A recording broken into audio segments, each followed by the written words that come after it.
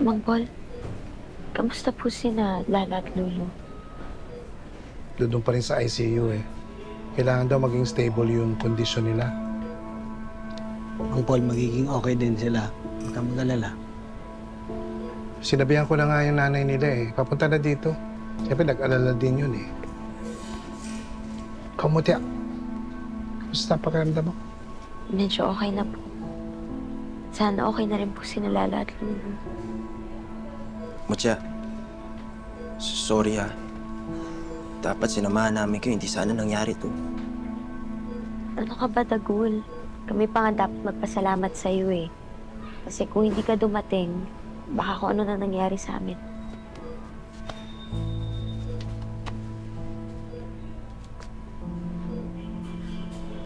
Dok.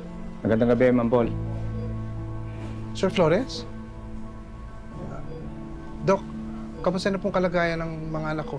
As of now po, under observation pa po sila. But looking at it, bumubuti naman po yung kalagayan nila. Dok, ano po bang sakit naming tatlo? Bakit po kami na ospital? Yan ang sasabihin ko sa inyo. Hawak ko na ang results sa test nyo. Dok, sasabihin niyo yung resulta. Ba't nandito si Sir Flores? Sorry hindi ko na-explain agad sa inyo. Required kasi sa amin na i-report sa police ang nangyari. Nandito po ako para mag-imbestiga since may involved na substance abuse. Ano? Substance abuse?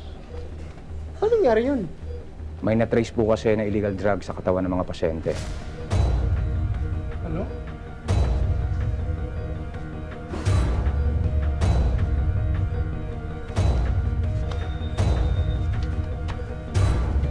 Drugs po?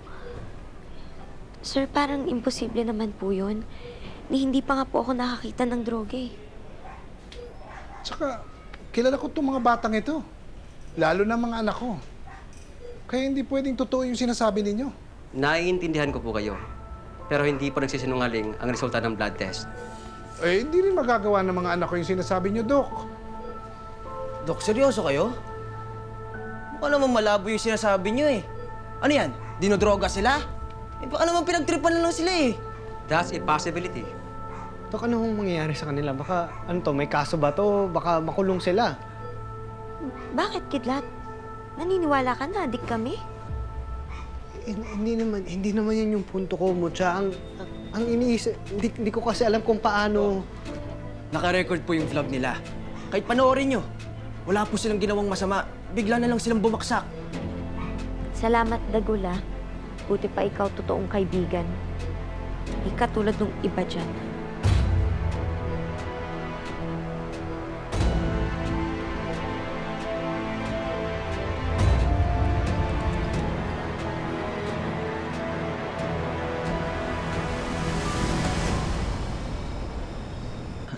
Ano?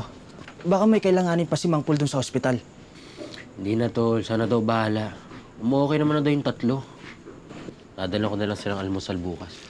Mga tol, pas muna ako sa pagbisita sa ospital bukas, ha? Ayaw muna pakita kay Mutya. Mukhang busit na busit sa akin, eh. Yan, tol. Apektado ka naman masyado. Lagi naman kayo nag-aasaran ni Mutya, di ba? Ano masyadong normal lang naman na mabisit siya sa'yo. Eh, iba yung asara namin dati. Alam namin parehas na biro lang yun. Iba to, eh. Anong iba? Basta ayoko lang isipin niya na hindi ako kampi sa kanila. Saka na ako magpapaliwanag sa kanya pag maayos na yung pakiramdam niya. Ayokong palalain yung sitwasyon niya pag nakita niya pa ako dun sa ospital. Sus! Hindi ka naman pag-iisipan ni Mutya ng ganon. Eh, baka siyempre, baka sabog talaga yun. Okay naman yung sabog. Totoo naman eh. Baka yun talaga yung epekto ng droga sa reaksyon ni Mutya. Pero sure ako, tol. Maliliwanagan din siya dito kay Kidlat. Pero paano kaya sila na-overdose, no? Niisip ko pa rin paano pumasok yung droga sa katawan nila?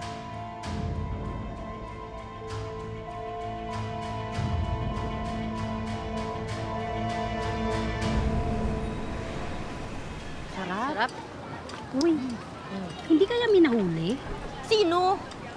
Uy, mga amiga, ano nangyayari? May mga pulis daw dun sa bagon. Mga nag-iimbestiga. Ha? Ano daw hinahanap nila? Malay, kaya nga kami pupunta doon, makikichismis kami doon eh. Naku, kailangan malaman ni Music.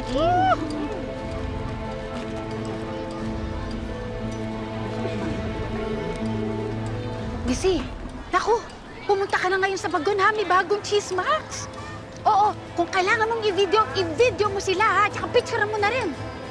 O sige, bilisan mo na. Okay, bye-bye. Naku, kailangan puntahan ko si Dolor. Kailangan malaman niya to.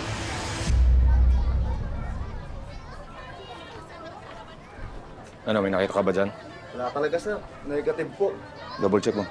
Sige, sir. Dun sa ilalim. Sige, sir.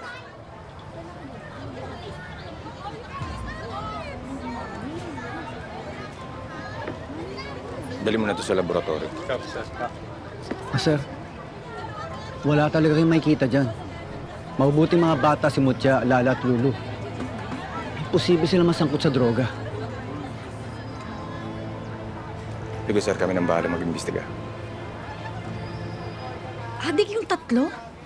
Uy, kakasabi lang, hindi nga, di ba? Eh, yun yung dahilan kung bakit sila hinimatay, di ba? Oo, pero... Oh my...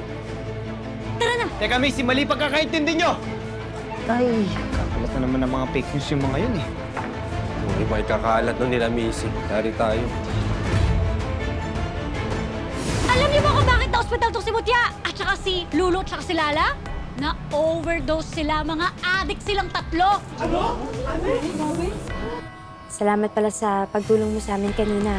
Akala ko kasi naniniwala ka na addict kami. Oo naman, hali ka naman talaga eh. Sa akin. Kinilig. Oo. Kinilig.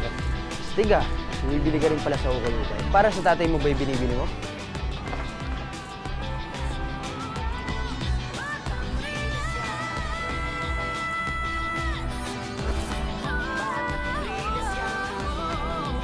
Honey?